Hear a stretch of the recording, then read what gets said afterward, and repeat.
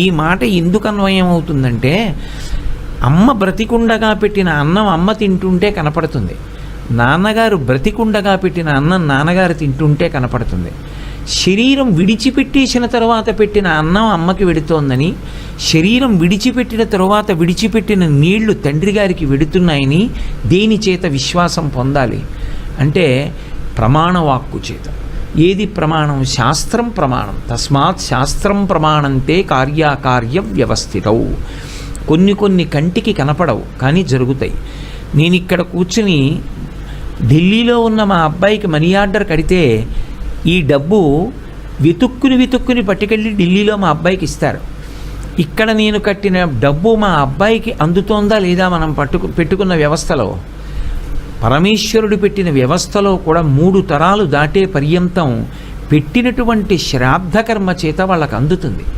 వాళ్ళకి దాహం వేస్తుంది. ప్రతి అమావాస్యకి, నెలకి ఒక్కరోజు, ప్రతి అమావాస్య నాడు మధ్యాహ్నం 12 గంటలకి పితృదేవతలు గుమ్మం ముందుకు వస్తారు. ఆ రోజు తప్పకుండా పితృదేవతల పేరు చెప్పి బ్రాహ్మణుడికి పొత్తరిస్తారు. పొత్తర అంటే పొడి పదార్థములు అని. అలా ఇవ్వకపోతే కనీసం 2 చేతులు ఊపి చూపించాలి. ఇక శ్రాద్ధకర్మ చెయ్యవలసిన రోజు వాళ్ళ శరీరం విడిచిపెట్టేసిన రోజు. ఆ రోజు కడుపున పుట్టినటువంటి అన్నదమ్ములు అక్క చెల్లెళ్ళు కలుసుకోవాలి. కర్త మగపిల్లవాడు.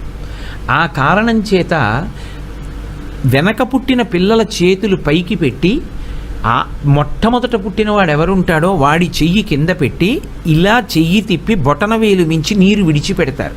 ఒక్కొక్క దానికి ఒక్కొక్క సంకేతం ఉంటుంది. ఇలా ఇస్తే దేవతార్చనం, ఇలా ఇస్తే భిక్ష, ఇలా ఇస్తే పితృకార్యంలో విడిచిపెట్టాడు. ఇలా విడిచిపెట్టిన నీరు ఏది ఉంటుందో అది పెద్ద కొడుకు చేతుల మించి పడుతున్నప్పుడు పితృదేవతలు ఆ నీళ్లు పట్టి తాగుతారు. తాగి దాహోపశాంతి పొందుతారు. అలా పితృదేవతలకు చెయ్యవలసినటువంటి శ్రాద్ధాన్ని శ్రద్ధతో చెయ్యాలి కాబట్టి దానికి శ్రాద్ధము అని పేరు పెట్టారు. ఇంకొక పేరు పెట్టలేదు. ఆ శ్రాద్ధకర్మ చేసేటప్పుడు తనకి ఏముందో, తను ఏం తింటున్నాడో దానికి తగినట్టుగా చెయ్యాలి.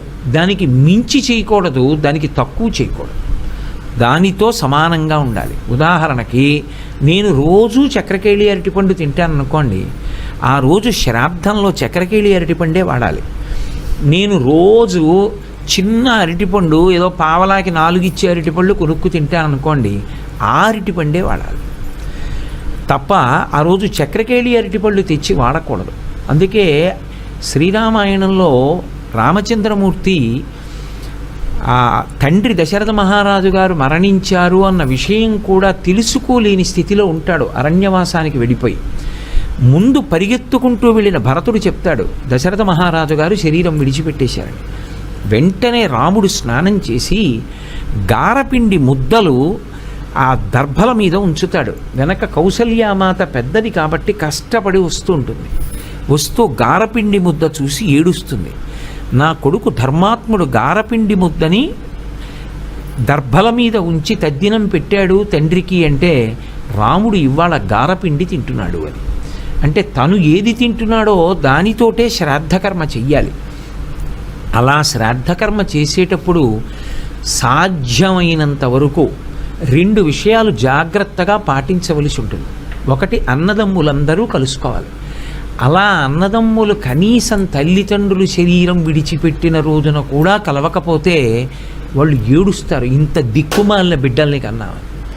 కనీసం ఆ రోజున తల్లిదండ్రుల కోసం కలబడం అనేటటువంటిది ప్రధాన కర్తవ్యం. అసలు తల్లి తండ్రి శరీరం ఎప్పుడు విడిచిపెట్టారో కూడా జ్ఞాపకం లేకుండా ఆ రోజున అన్నదమ్ములు కలవకపోతే అంతకన్నా అన్యాయమైన జీవితం శాస్త్రంలో ఇంకోటి ఉండదు. కాబట్టి తన భార్యతో కలిసి తాను ఉంటే ఆ రోజున పచనం చేసిన పదార్థాలతో శ్రాద్ధం పెట్టాలి. అంటే వంట చేసిన పదార్థాలతోనే తద్దినం పెట్టాలి. ఒకవేళ ఏ కారణం చేతనైనా భార్య పక్కన లేకుండా, తాను ఉండవలసిన ఇంట్లో ఉండకుండా, తాను దూరదేశంలో ఎక్కడో ఉండిపోయాడు అనుకోండి, చాలా దూర ప్రదేశంలో ఉండిపోయాడు, కదిలి రావడానికి అవకాశం లేదు. భార్య తన దగ్గరికి రావడానికి అవకాశం లేదు. భార్య వేరొక చోట ఉండిపోయింది. అటువంటి పరిస్థితి ఉత్పన్నమైతే పొడిగా ఉన్నటువంటి పదార్థంతో పెట్టాలి. అందుకే భార్యా సహితుడై వండి పెట్టినటువంటి శ్రాద్ధమే పరమోత్కృష్టమైన శ్రాద్ధం. దాన్ని అన్నశ్రాద్ధము అని పిలుస్తారు. అలా పెట్టలేకపోతే కనీసంలో కనీసం పొడి పదార్థాలు ఇస్తారు. అంటే బియ్యం, పొడిగా ఉన్నటువంటి కూరగాయలు, చింతపండు, ఇలాంటివన్నీ ఇస్తారు. పొత్తర అని పిలుస్తూ ఉంటారు.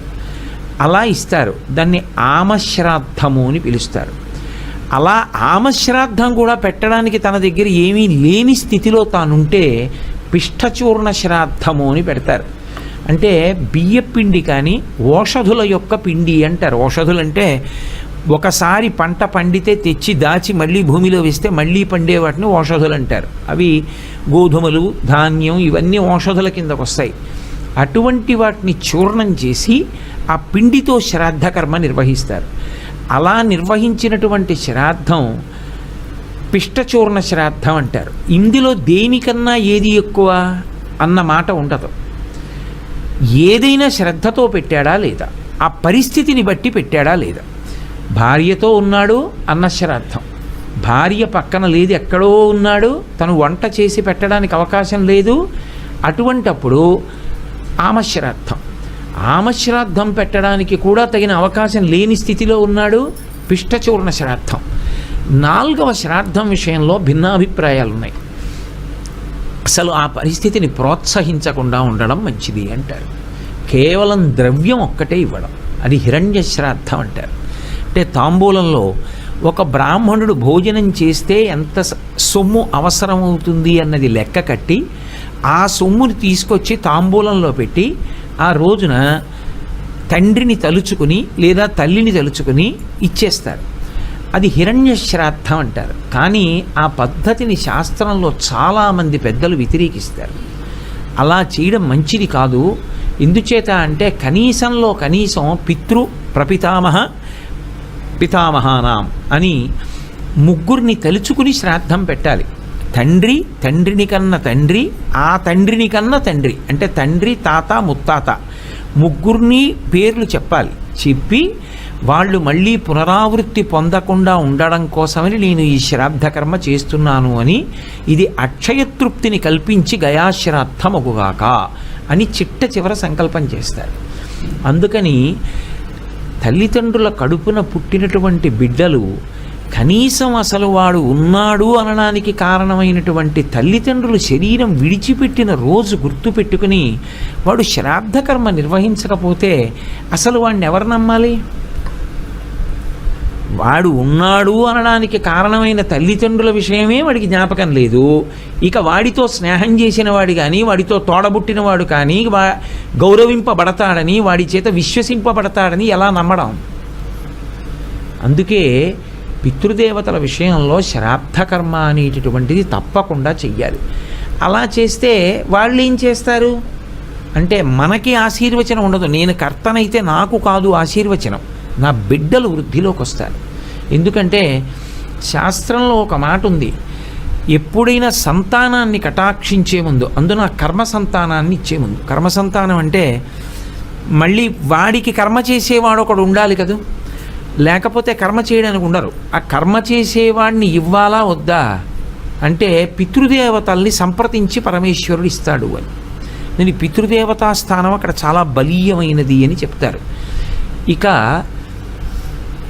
కనీస మర్యాదగా పితృదేవతలకు ఆ గౌరవం ఇవ్వాలి. ఒకవేళ ఎవరైనా ఏ కారణం చేతనైనా పితృదేవతలకి అలా చేసి ఉండకపోతే అప్పుడు ఏం చెయ్యాలి? కొన్నాళ్ళు మానేశారు, కొన్ని సంవత్సరాలు. ఆ తర్వాత దాని గౌరవం విలువ తెలిసాయి. అయ్యో జరిగింది జరిగిపోయింది, ఇప్పుడు మొదలు పెడదాం అనుకున్నాడు, కానీ గతంలో అలా శ్రాద్ధం పెట్టలేదు. ఆ దోషం ఎలా పోవడం అంటే దానికి భారతదేశం మొత్తం మీద ఆ దోషం పోగొట్టగలిగిన క్షేత్రం తిరుమల క్షేత్రం కింద ఉన్న కపిలతీర్థం ఒక్కటే. కపిలతీర్థం వెళ్ళి శ్రాద్ధం పెడితే అంతకు పూర్వం తల్లిదండ్రులకు శ్రాద్ధం పెట్టనటువంటి దోషం పరిహరింపబడుతుంది. అందుకని అన్ని వేళలా శ్రాద్ధకర్మ ఒకలా చెయ్యాలి అని శాస్త్రం చెప్పలేదు. నువ్వున్న పరిస్థితిని బట్టి శ్రాద్ధం పెట్టాలి, కానీ ఎప్పుడైనా దానిలో శ్రద్ధ మాత్రం లోపం ఉండకూడదు. శ్రద్ధాలోపం జరగలేదు అంటే దాని అర్థం నేను నా భార్యతో కలిసి సౌకర్యంగా ఉన్నాను అనుకున్నప్పుడు అన్నశ్రాద్ధమే పెట్టాలి. ఉన్న పరిస్థితిని బట్టి శ్రద్ధారహితుడు కాకుండా శ్రద్ధాసహితుడై చేసేటటువంటి కర్మ కనుక దానికి శ్రాద్ధ కర్మ.